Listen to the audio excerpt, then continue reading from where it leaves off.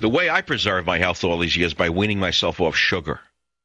The sugar disease in America, by the way, is probably the principal reason for most degenerative diseases, according to the geniuses who I have admired, who are the best scientists, who are long dead. Not long dead, who are dead now, have said. In fact, the word sugar disease was coined by a man who died last week. A great man. You never heard of him.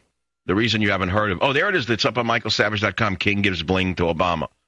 That's my headline. King gives bling to Obama. Looks like he's getting ready to do a song, a rap song.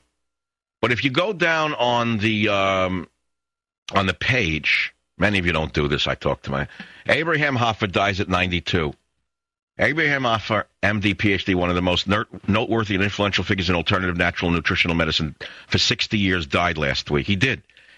I met him a couple of times. One of the great men, one of the most unsung heroes in modern medicine. He was on the par with Linus Pauling.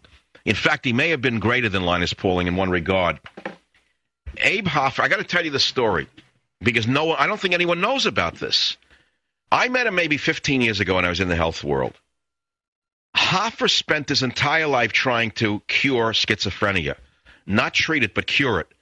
And he was convinced that high doses of niacin was the key. High doses of niacin he found to be the missing link in most schizophrenics. Now, the medical establishment wrote him off a long time ago because they wanted to peddle drugs. And they published one faulty study after another using too low a dose of niacin and proved, therefore, that it didn't work. They did the same thing with Pauling after he died. They said, well, we tested vitamin C and it doesn't work. They used dosage that were too low. They did the same with vitamin E so they could peddle you drugs like Lipitor, poisons like Lipitor. Hoffer, in about 1949, discovered that large doses of niacin block the formation of cholesterol. And he told me personally, and I don't think anyone knows this, he said that he knew he could have patented niacin as an anti-cholesterol drug back in the early 50s, but he was Canadian. He said, but in the interest of humankind, he was going to give it to the Canadian government for free because he felt that people should benefit from this discovery without him profiting. Now, can you imagine any one of the low-life types in academia today saying that, who are double-dipping, running businesses inside universities? Well, Hoffer was one of those great men, but it's a fact of reality that even legitimate cardiologists know that approximately 3,000 milligrams or 3 grams a day of niacin are as effective, if not more effective, and less toxic than the drugs such as Lipitor. The problem is most people won't take it because you might get the flush and you might get a few other side effects. But the fact of the matter is Hoffer discovered that, and he gave it to humankind. Anyway, he was one of my heroes. But you should read, go Google him. You should read the work he had done over the years on schizophrenia.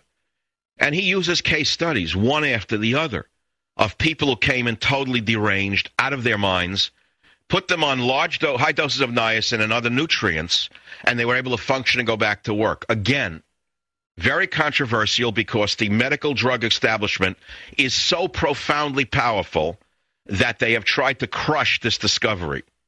Am I making anything by telling you this? Do I benefit in any way by telling you this? Do I profit in any way from telling you this? The answer is no.